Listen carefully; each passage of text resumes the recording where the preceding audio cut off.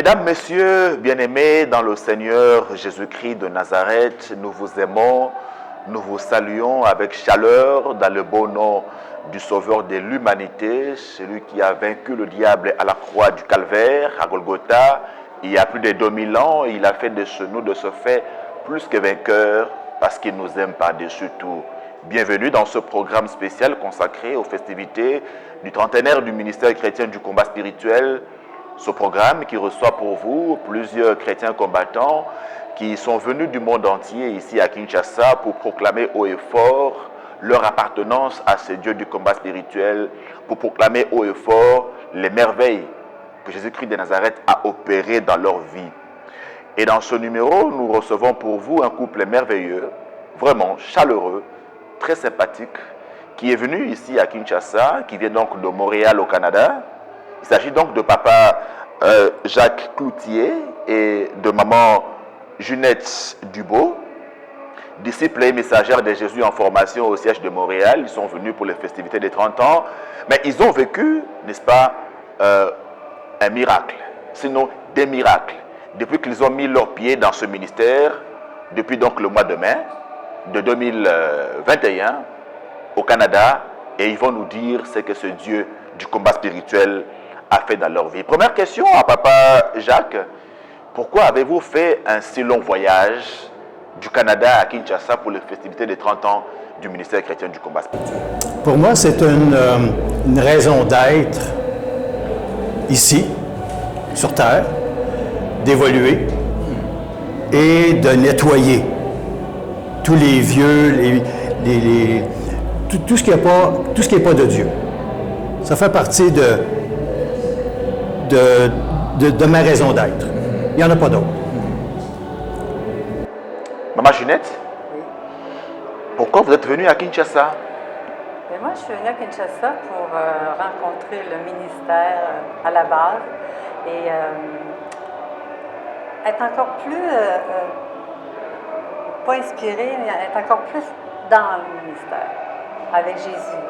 Et comment ce ministère avec Jésus peut nous amener loin dans les guérisons physiques, spirituelles et émotionnelles. Comment trouvez-vous l'ambiance ici depuis que vous êtes là? J'ai trouvé ça énorme comme place. Je l'avais vu à la télévision, mais là, le vivre. Et c'est très bien. C'est un petit peu fort parce que nous, au Québec, on n'est pas habitués. Mais c'est très bien. Les messages sont bons. On reçoit bien. Je suis très bénie. Papa Jacques? Oui, j'ai été frappé par le côté chaleureux de l'endroit, même si c'est grand, c'est très chaleureux. Et très bien encadré aussi, au niveau du protocole. Et au niveau des chambres, on est très bénis. Au niveau des messages aussi, j'ai beaucoup aimé, par exemple, le message qu'on a entendu lundi avec papa Paul David. J'ai beaucoup apprécié. Mais quel est le point précis que vous avez beaucoup apprécié dans son message? Bon, premièrement, moi j'ai de la difficulté à comprendre quand c'est pas clair. Donc si on crie, j'ai de la difficulté à saisir le mot. Et lui, il avait une bonne prononciation. Même s'il montait le ton, c'était quand même très compréhensible pour moi. Et bon, il parlait de l'intégrité au niveau de l'offrande. Tu sais. Moi, je viens d'une église à Montréal, à Longueuil, l'église Nouvelle Vie de Longueuil, qui est très intègre et avec un leadership très, très fort par son pasteur principal, qui est le pasteur Claude Hood. Et d'ailleurs, c'est un pasteur qui est amené à prêcher dans les conventions de pasteurs sur le plan international, autant en français qu'en anglais. Et ça répondait, bon, à ce que je croyais. Ouais. Maman Junette, vous étiez déjà chrétienne lorsque vous venez au ministère? Oui, ça fait 20 ans. Oui, alors comment vous venez au ministère? Par quel concours des circonstances? Moi, je suis au ministère parce que avec Michel, on se côtoyait beaucoup, puis là, Michel parlait de sa perle du ciel, et je suis venue voir. Je suis venue rencontrer le ministère à Montréal, et j'ai beaucoup aimé. J'ai aimé l'enseignement qui était donné par rapport à la guérison spirituelle, la guérison de l'enseignement générationnel. Avant d'être au ministère, moi, je l'avais comme dans mon mental. J'ai fait des études. Mais là, c'est comme avec la spiritualité, avec Jésus. C'est lui qui nous connaît, parce qu'il nous connaissait avant même qu'on soit né. Alors là, j'ai compris que c'était plus profond. Et j'ai vécu des expériences aussi dans la délivrance. Alors, c'est quelque chose que je suis bénie parce que c'est là que je suis rendue. Parlez-nous un peu de quelques-unes des expériences que vous avez vécues dans la délivrance au ministère. J'ai vécu la délivrance au niveau de la patience. Au niveau de la patience, hein? Oui, mais aussi, moi j'ai un passé lourd, donc j'avais beaucoup de choses et je vois que je suis beaucoup plus en paix face à toutes ces choses. L'humilité, le pardon, regarder dans le cœur de l'autre. Regarder qu'est-ce que je peux apporter dans le cœur de l'autre. Je suis plus à l'écoute. Et parce que mon passé est réglé d'une certaine façon dans la délivrance. Parce que quand on fait la délivrance, ce qu'on a demandé, j'en ai reçu une grande part. C'est pas fini, là. C'est pas fini, ça commence. Alors, vraiment, je reçois beaucoup. Papa Jacques, maman découvre le ministère. En ce moment-là, elle vous invite et vous y allez. Oui. Ben moi, j'étais très intéressé à tout ce qui est combat spirituel. Tous les combats spirituels. Vous en aviez déjà entendu parler avant de venir au ministère? De ce combat spirituel, non. De ce ministère, non.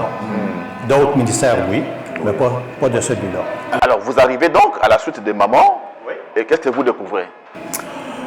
Je découvre un ministère qui est uniquement sur le combat spirituel, sur arracher les racines du passé, sur détruire les autels créés par l'ennemi dans notre vie et avant notre vie, chez nos ancêtres, dans notre hérédité. Est-ce que vous êtes identifié véritablement dans ce message sur les autels qui ont existé? Est-ce qu'il y en a eu dans votre vie? Des autels maléfiques par rapport à vos origines, les liens? Des autels magnifiques, oui. Des autels moins magnifiques, oui. Maléfiques? Maléfiques. Oui. Oui, oui. Moi, je l'ai noté dès l'enfance que j'avais, qui m'était arrivé quelque chose. J'avais fait un rêve à l'âge de 5-6 ans où je tombais dans un gouffre sans fond noir et où je perdais tout contrôle, où je tombais. Et immédiatement, de façon instantanée, je voyais plus d'image dans ma tête, le jour. Et je voyais plus, j'étais plus capable dans mes rêves, de faire le combat. Auparavant, je faisais ce que je voulais. Si j'avais une attaque, je me défendais et je gagnais. Et suite à ce rêve, je perdais tout le temps. Tout le temps, tout le temps. Et j'ai noté qu'au niveau du cerveau, ça ralentissait. Ça s'est un peu accéléré, mais il y a encore des délivrances à aller chercher. Oui. Et j'ai toujours senti le besoin d'aller faire de la délivrance. Tout le temps, tout le temps, tout le temps. Et en même temps, je ne me suis jamais senti comme faisant partie de cette planète. Je me suis toujours senti étranger à cette planète. Pour moi, on me dit, tu es un être humain. Pour moi, ça ne me colle pas. Je ne suis pas un corps, je ne m'identifie pas au corps. Moi, je ne peux pas mourir. Quand on parle, tu vas mourir. Non, je ne peux pas mourir. Je ne m'identifie pas à l'âme non plus, mais je m'identifie à l'esprit. Un esprit dans un corps qui est venu évoluer. et être en communion avec Dieu. Donc, j'ai toujours senti ce besoin d'être en communion avec Dieu, mais dans mon enfance, dans ma vie adulte, jusqu'en 2002, bien, tout ce que je connaissais, c'est l'Église catholique. Dans l'Église catholique, j'avais pas de nourriture véritable. À chaque fois que j'y allais, j'étais déçu, très déçu. Mais en même temps, j'avais toujours une quête d'être en relation avec Dieu. En 2002, j'ai connu l'Église Nouvelle Vie, où là, on n'est pas en communion avec le prêtre ou un rituel. C'est vraiment une communion, parce que c'est pentecôtiste, la Pentecôte, en communion avec Dieu. Pas avec le pasteur, avec Dieu. Donc, c'est une relation personnelle avec Dieu qu'on a à développer et on doit entrer dans cette relation avec Dieu avec responsabilité. C'est notre responsabilité de le faire et d'évoluer. Et dans ce mouvement pentecôtiste, on est, c'est-à-dire, approche-toi de Dieu et il y a des délivrances qui vont s'opérer. Automatiquement. L'avantage d'être dans un ministère comme celui de papa puis maman Olang, c'est qu'il y a des méthodes très clairement établies pour aller chercher les racines du passé. Dans ce ministère, c'est plein de gens qui ont des compétences, des connaissances, mais aussi des dons de connaissances. Et aussi, nous, on a connu Papa Josué, entre autres, qui est un homme de foi et un vrai combattant. Un vrai combattant pour Dieu. Il y a un homme qui a les deux pieds ancrés dans la parole et non pas dans le monde. Fait que pour nous, ça a été quand même un exemple aussi. Donc on peut dire que votre soif de Dieu est en train d'être étanchée dans ce ministère. Oui. On peut dire qu'à la maison, on a une télévision 65 pouces, intelligente, et maintenant, elle est dédiée quasiment uniquement aux choses de Dieu. On reçoit régulièrement, on écoute régulièrement les enseignements de votre ministère, de notre ministère, et ou d'autres aussi, d'autres enseignements qui viennent de notre Église ou de d'autres églises. Mais auparavant, c'était peut-être 50-50.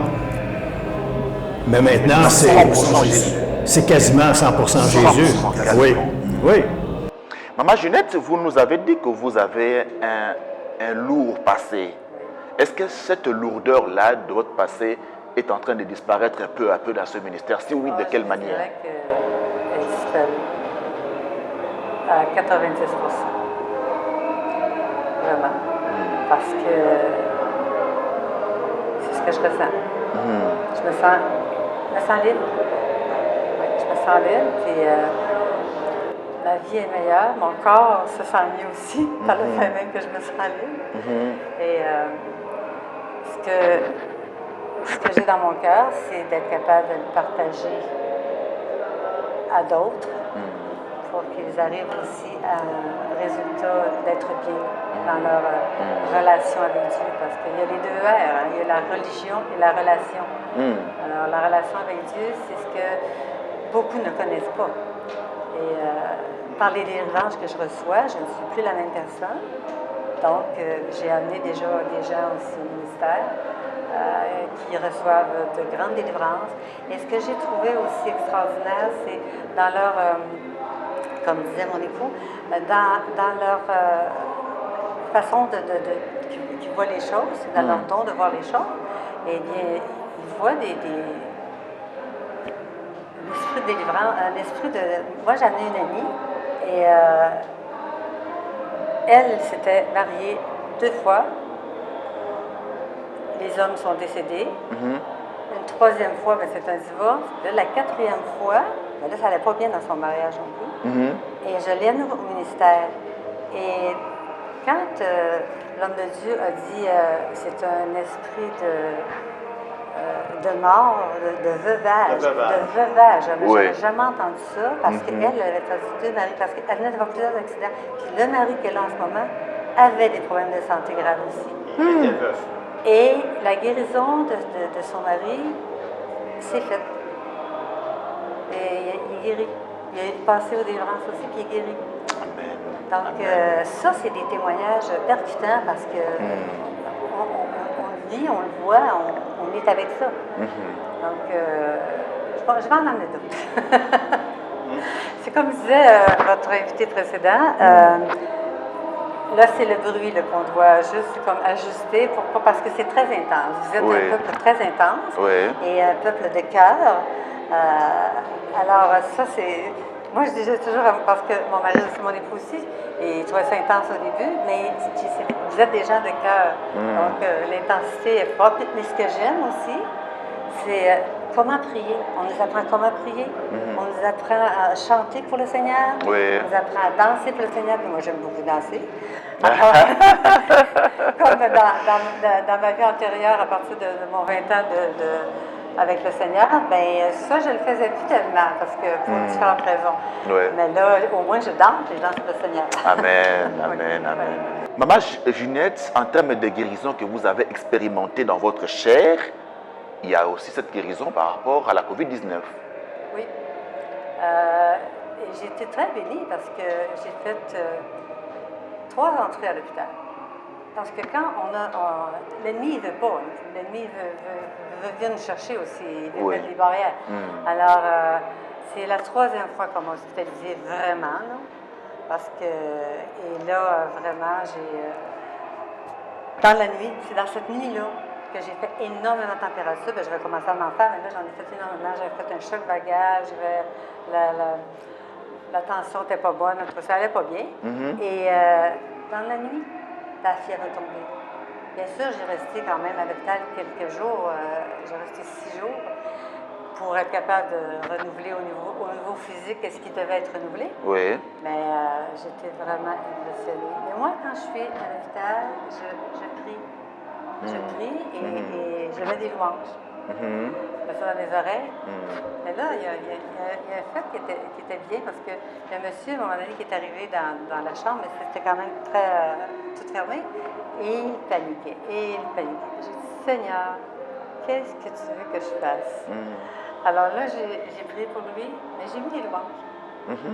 Et il s'est calmé, puis il a dormi sa nuit. Mais c'est la 2e fois que ça m'arrive, parce que j'ai déjà eu des infarctus, puis il m'est arrivé une situation comme ça. Mais je partage le plus que je peux. Et même quand on met. Puis, il parlait anglais, donc j'ai mis des louanges en anglais. Fait que j'ai dit, peut-être que ça va faire quelque chose.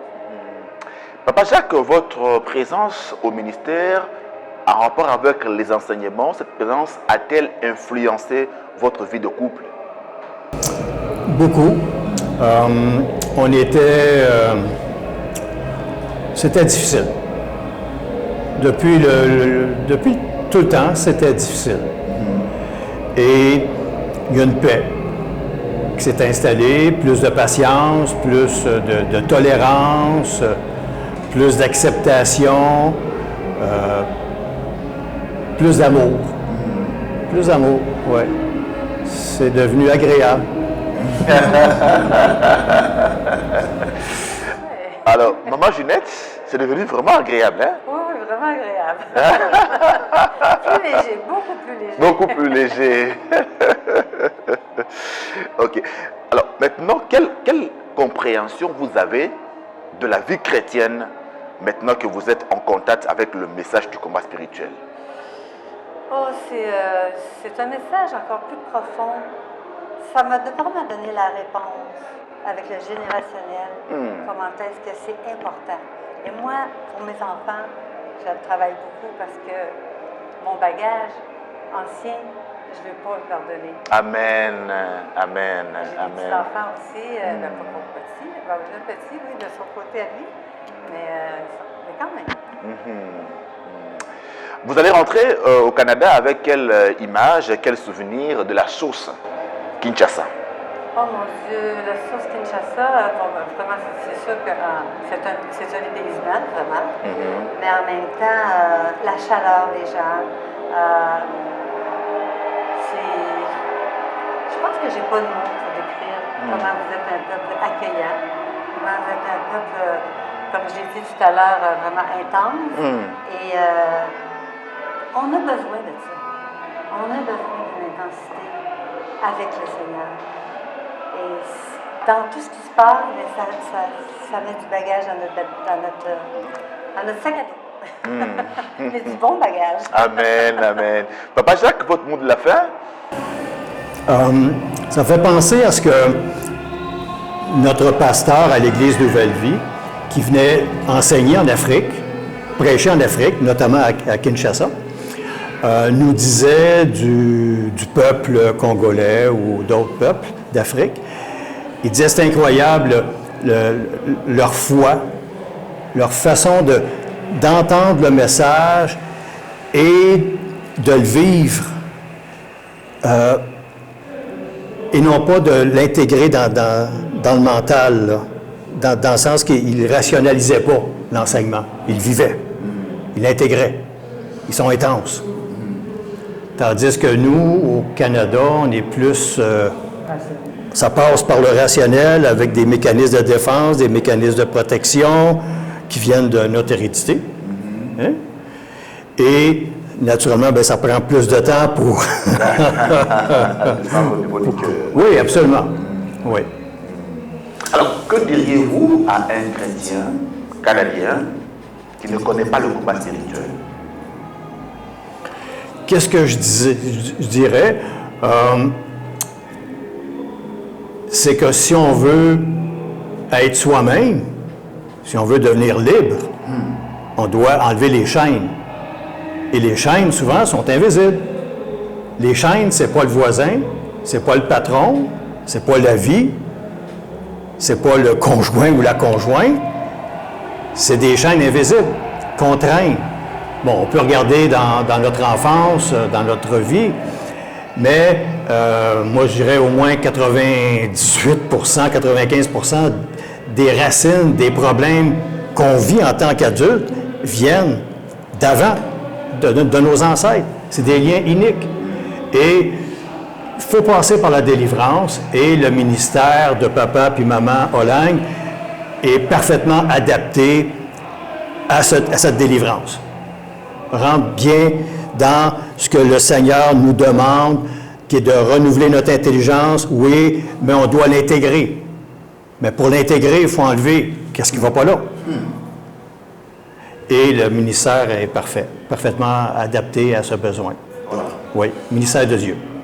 Si vous voulez donc la liberté, Papa Jacques l'a dit, il faut que vous soyez délivrés de chaînes invisibles. Ce sont des liens spirituels qui existent. Et le ministère chrétien du combat spirituel se veut sur 4 qui permet à chacun de nous de se découvrir par rapport aux racines dont Papa Jacques a parlé pour vivre réellement la liberté que nous avons en Jésus-Christ de Nazareth. N'est-ce pas que nous disons que le ministère chrétien du combat spirituel est la clé d'une vie de victoire en Jésus-Christ? Papa Jacques et Maman Ginette, merci d'avoir répondu à nos questions. Bon retour au Canada. Mesdames et messieurs, nous recevions là un couple merveilleux qui nous vient de Montréal au Canada et qui a partagé avec nous son expérience avec ce Dieu du ministère chrétien du combat spirituel. Que Dieu vous bénisse. Merci de votre attention. On se retrouve prochainement pour un autre numéro de votre émission spéciale Festivité 30 ans du ministère chrétien du combat spirituel. Bye bye.